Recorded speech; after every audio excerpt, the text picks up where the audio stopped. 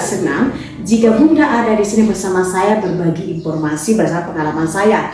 Nah, perjalanan membaca Bunda merupakan perjalanan yang sangat penting dan yang sangat besar.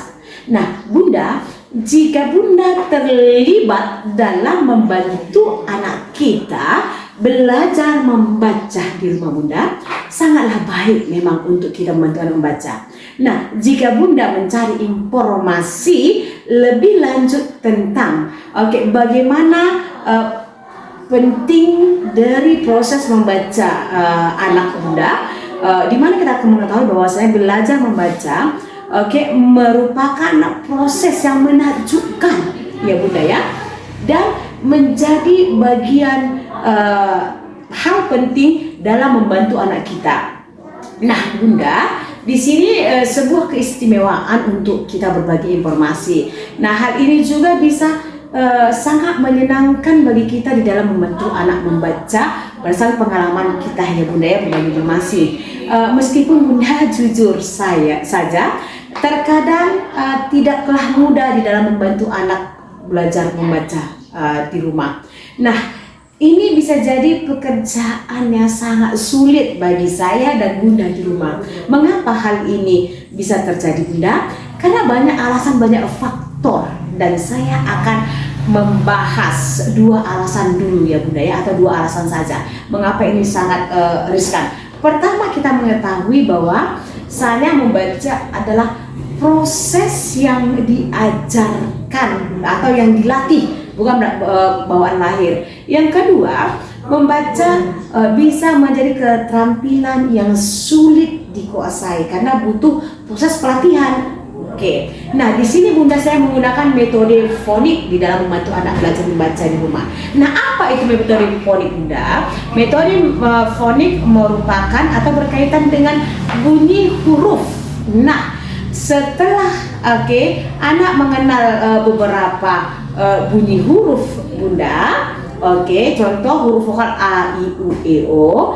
Nah, di sini kita melatih anak di dalam membaca huruf 5 huruf saja dulu ya Bunda ya, yang dimulai dengan huruf vokal terlebih dahulu ya Bunda, yaitu huruf A, I, U, E, O ya Bunda ya.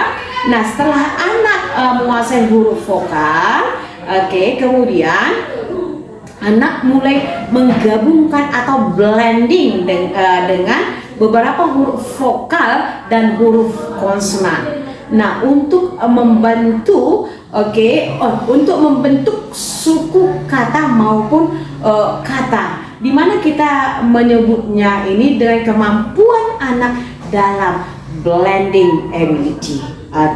Atau dengan metode fonik kita bisa menekankan huruf awal pada suatu kata terlebih dahulu ya Bunda. Contohnya huruf vokal digabungkan dengan huruf konsonan, babi, bu, be, bo. Hanya beberapa huruf vokal dan kemudian beberapa huruf konsonan, caci, cu, cece ya Bunda.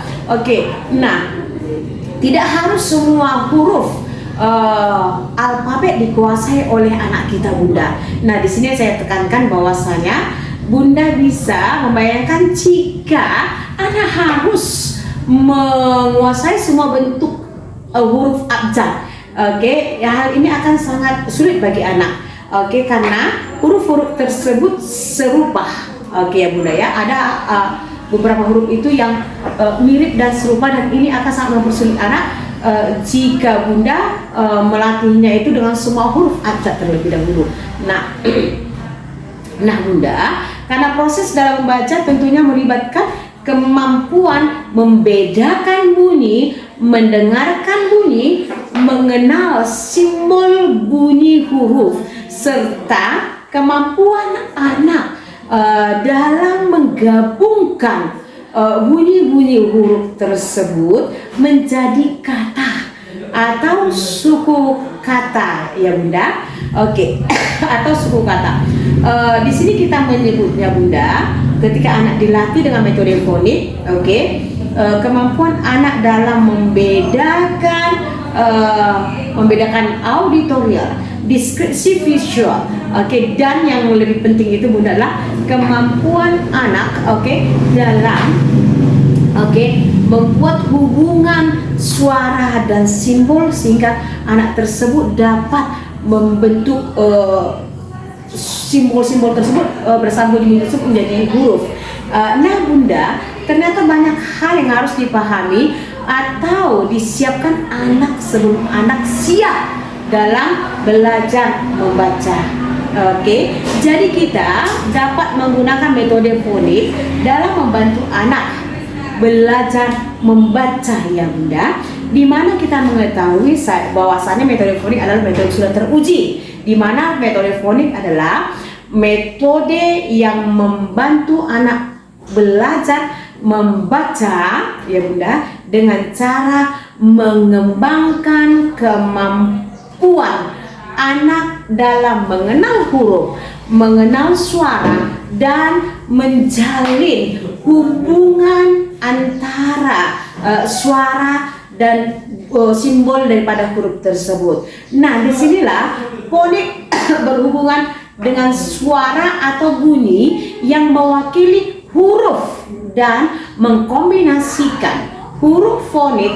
Di sini Bunda membantu anak belajar dengan cara mengembangkan kemampuan anak untuk mengenal huruf ya Bunda, mengenal huruf terlebih dahulu, mengenal suara dari huruf yang mereka lihat, dan menjalin hubungan antara keduanya Bunda.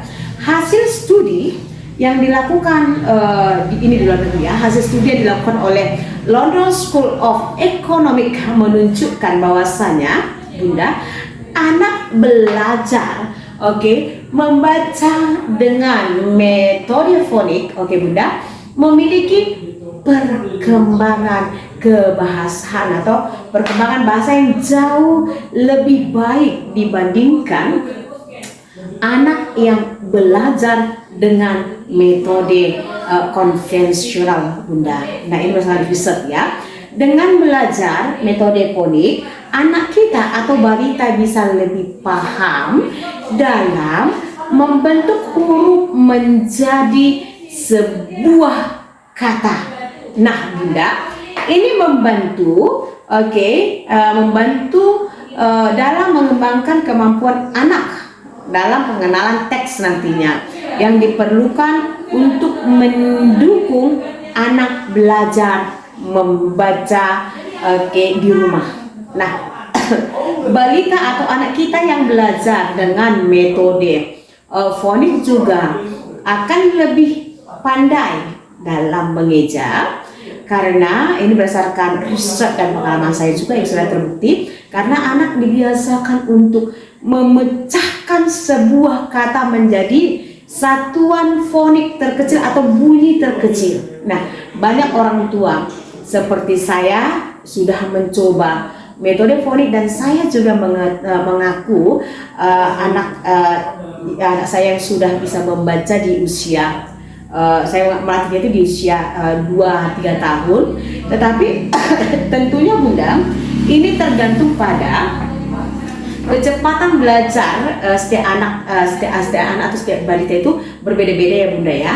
Yang paling penting Bunda adalah membantu anak memahami kata-kata yang sedang dibaca atau kita ajarkan, serta Bunda kita mendorong anak untuk berani bercerita atau mengungkapkan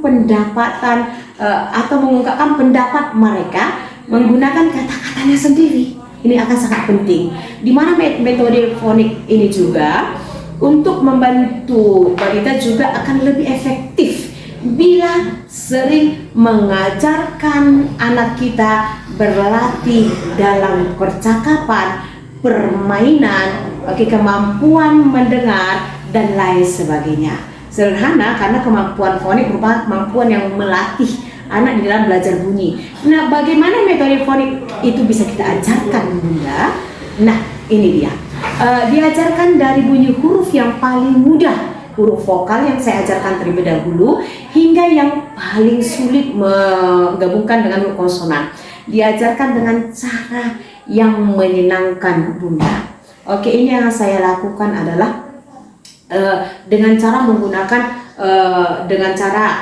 media yang beragam, oke ya, disesuaikan dengan kemampuan dan dengan gaya belajar anak kita masing-masing, Bunda. Nah, di sini yang mau saya tekankan bahwasanya berdasarkan pengalaman saya, anak saya itu Nami itu saya latih di usia 1 tahun 8 bulan. Nah, cara yang pertama yang saya gunakan adalah melatih anak dengan mengenalkan 5 huruf vokal atau huruf A, I, U, E, O. Nah, setelah anak distimulus, dilatih dalam menguasai 5 huruf pertama, A, I, U, E, O, itu dulu, Bunda. Kemudian setelah anak sudah terlatih di 5 huruf pertama, Bunda, kemudian kita kombinasikan dengan huruf vokal, huruf konsonan, huruf B ya, B, A, ba, bi, bu, be, bo, ca, ci, cu, ce, co. Nah, ini dulu distimulus. Tidak semua huruf abjad atau tidak semua huruf alfabet itu harus dikuasai si anak, oke ya. Ini istimewanya di dalam bahasa Indonesia dan metode fonik dalam bahasa Inggris, di mana kita mengetahui bahwasanya ketika kita mengajarkan di dalam bahasa Inggris, bunyi di dalam bahasa Inggris itu berbeda dengan huruf yang diucapkan, itu sangat jauh berbeda.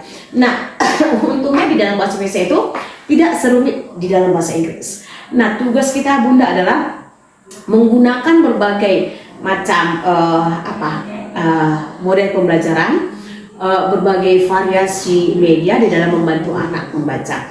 Hal yang pertama yang tadi saya ungkapkan, Bunda, terlebih dahulu, Bunda, kita mengajarkan anak di huruf vokal 5 huruf saja, A, I, U, E, O, kemudian dikombinasikan dengan huruf konsonan, oke, di 2 huruf saja. Contoh ba, bi, bu, be, bo. Setelah anak sudah terlatih di huruf B, kita latih di huruf ca, ci, cu, ce, co, dan da, di, du, di, do, dan lain sebagainya. Step by stepnya harus kita lalui ya, Bunda ya. Tidak harus semua huruf itu dikuasai. Nah, setelah langkah awal bisa dikuasai, Bunda, kita maju ke langkah selanjutnya sampai si anak itu bisa. Dimana kita mengetahui bahasanya kemampuan membaca adalah kemampuan yang paling sulit.